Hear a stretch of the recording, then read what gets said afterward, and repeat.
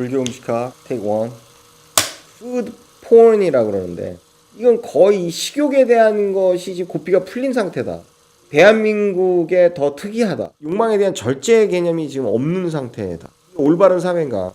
음식을 왜 먹어야 되고 어떻게 먹어야 되는가를 먹방과 그 먹는 그 식욕에 관한 도착에 가까운 어떤 그런 문화적인 현상. 부처가 사실은 음식을 잘못 먹어서 사망을 했거든요. 깨달음이라는 것은 삶의 완성의 과정이기 때문에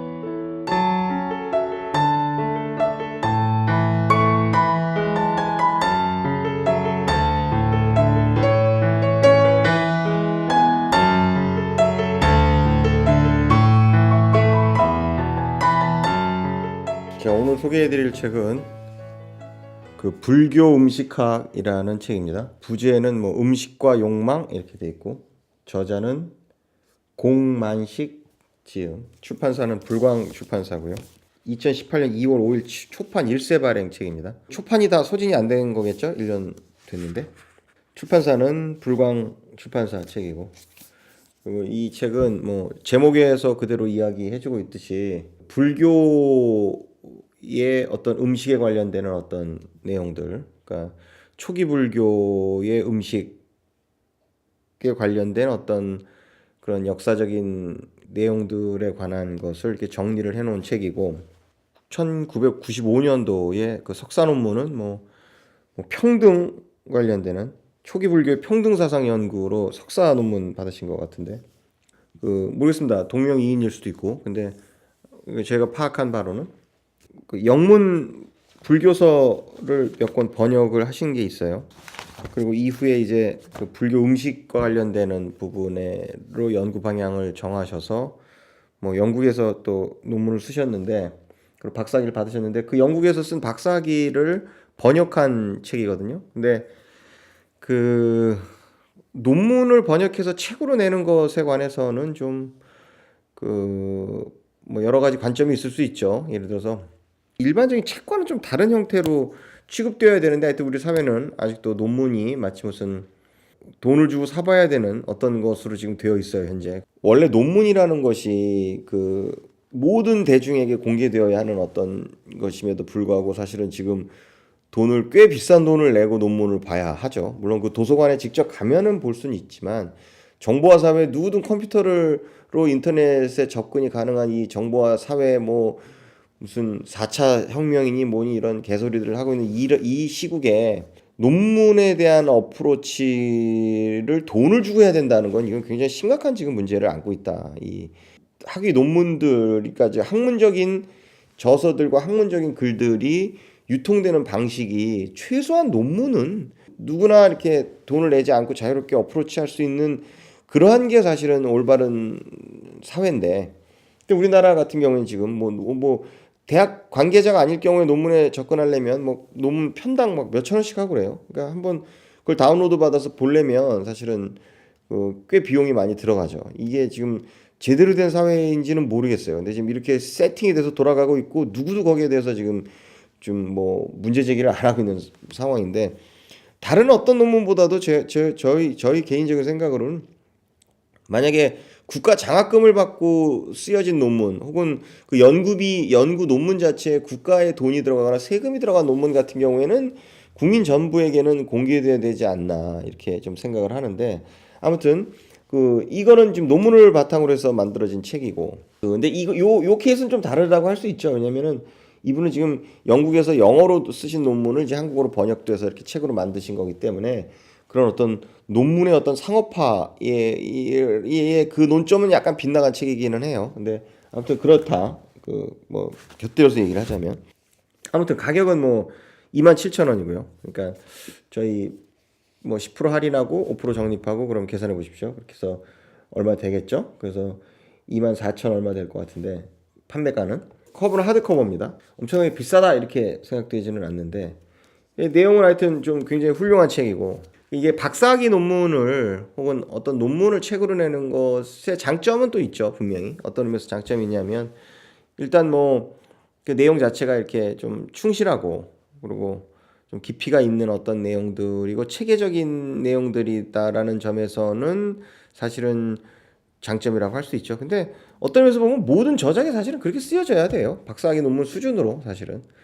영어로 쓰신 거를 이제 한국말로 번역해서 책으로 출판을 하신 거다.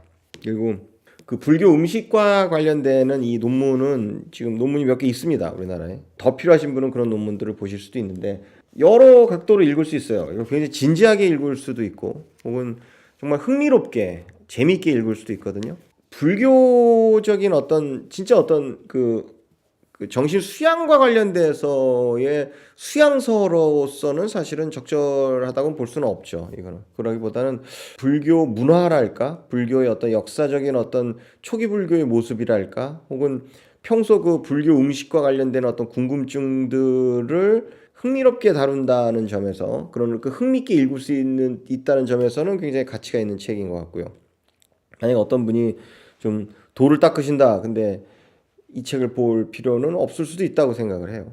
그 출가하신 분들한테는 반드시 읽어야 될 책이라고 생각을 하고 이 책을 사실은 저희 팔게 된 이유는 바람사적에서 다른 어떤 이유보다도 요즘 그 푸드 폰이라고 그러는데 먹방 같은 거 많죠. 유튜브에도 많고 뭐 일반 공시밥 방송에도 있고 뭐 먹방 그런 게 특히 한국에 심한데 그 먹방이 물론 뭐 외국에도 있지만 미국에도 있지만 그 먹을 것의 그 먹방과 그 먹는 그 식욕에 관한 어떤 그런 무분별한 어떤 집착, 도착에 가까운 어떤 그런 문화적인 현상을 에 대한 어떤 반성의 의미로서 사실은 저는 이 책을 팔고자 했고 팔고 있거든요. 그러니까 도대체 먹는 것이 어떤 것이고 그것이 꼭 반드시 구도를 하는 사람이 아니라고 하더라도 도대체 먹는 것이 어떤 것이어야 하는가에 관한 어떤 굉장히 근본적인 어떤 그 생각과 반성을 할 수 있는 책이 어떤 게 있을까라는 그런 관점에서 이 책을 제가 팔게 되었습니다. 그 니체의 불교에 대한 어떤 관점은 물론 굉장히 합리적이고 굉장히 이성적이고 그런 종교라는 것에는 그 동의를 하면서도 동시에 그 불교가 갖는 그런 어떤 그 삶의 적대적인 어떤 측면들에 대해서는 사실은 이야기를 하거든요. 니체도.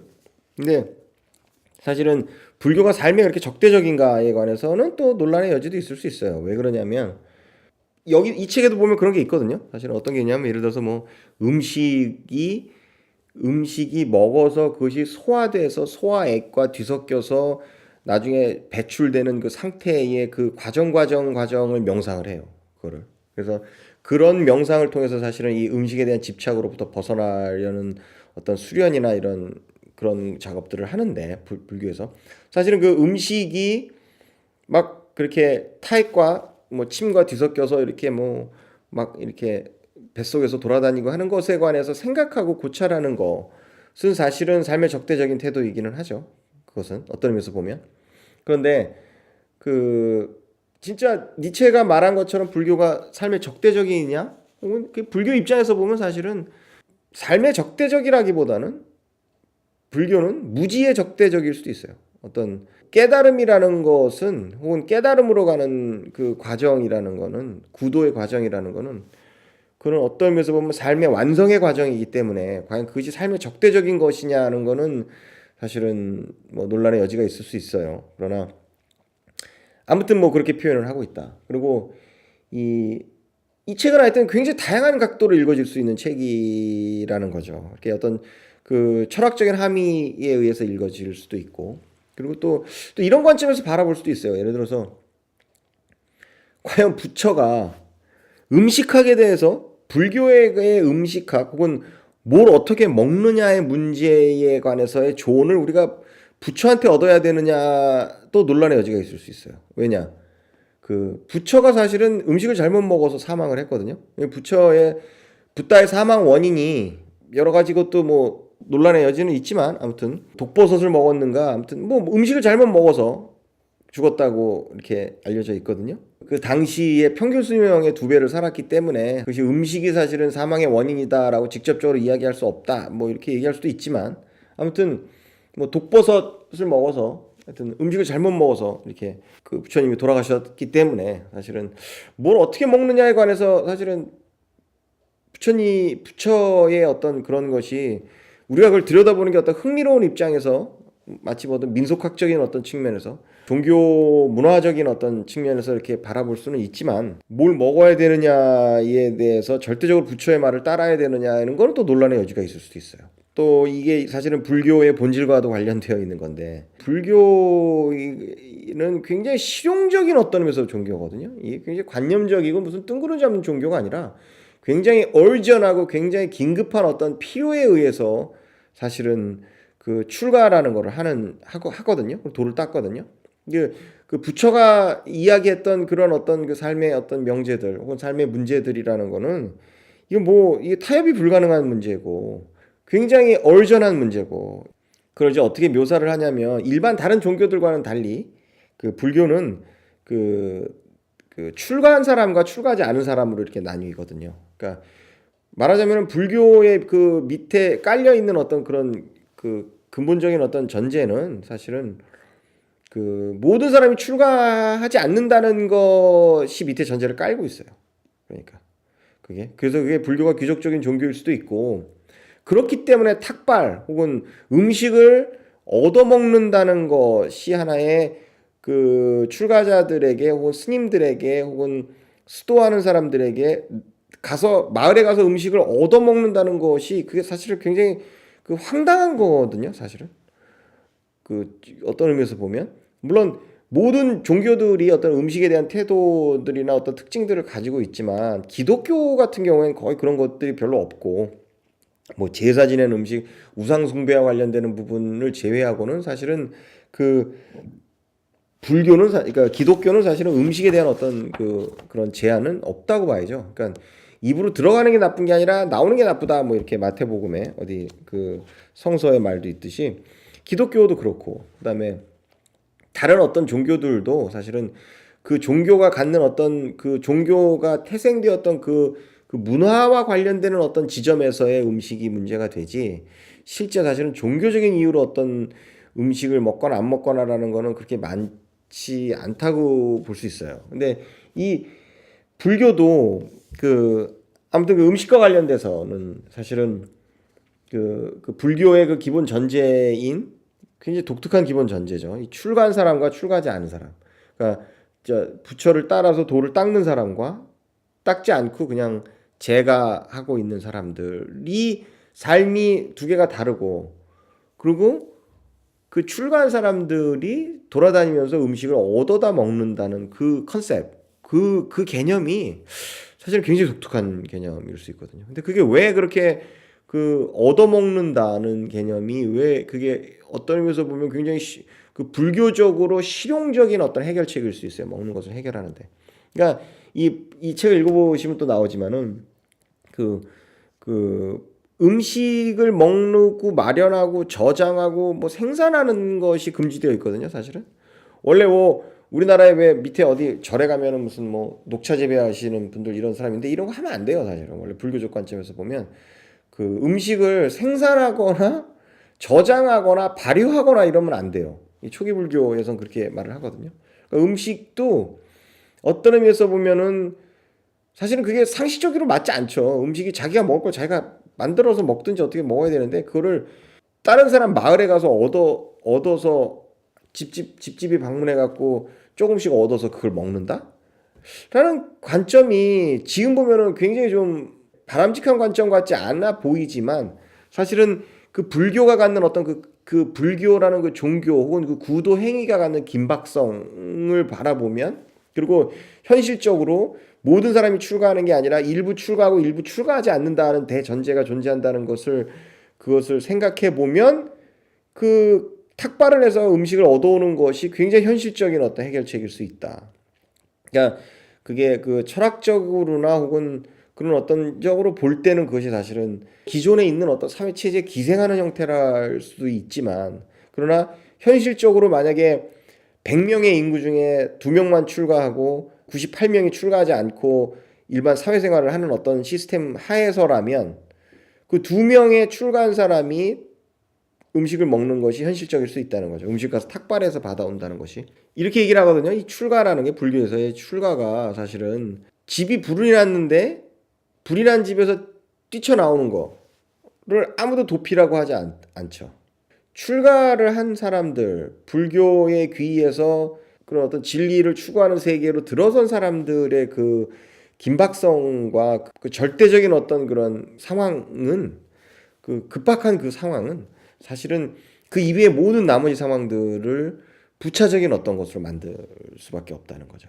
그 불교의 지금 귀에서 계신 분들한테는 꼭 필요한 책이고, 이게 왜 지금 아직 1년 지났는데 초판이 다 안 팔렸는지 모르겠습니다. 그분들한테 꼭 필요한 책이고, 그리고 불교 문화에 관심이 있는 분들은 특히나 식문화를 이렇게 단행본으로 조망한 책이기 때문에 이건 매우 좀 유용한 책이고, 그 저희 책방에서 이 책을 그 권하는 이유는 이 지금 우리 시대에 이건 거의 식욕에 대한 것이 지금 고삐가 풀린 상태다. 또 대한민국에 더 특이하다. 물론 뭐 요즘 비만인 사람들이 많아지는 게 뭐 서구의 식단의 결과다 뭐 이렇게 이야기할 수도 있겠지만, 그러나 공공연하게 먹을 것에 관해서 이렇게 거의 포르노라고 할 수 있죠. 거의 지금 이 먹방 같은 걸, 유튜브 먹방 같은 거 보면요, 욕망에 대한 절제 개념이 지금 없는 상태다. 이런 사회가 이게 올바른 사회인가? 이게 지금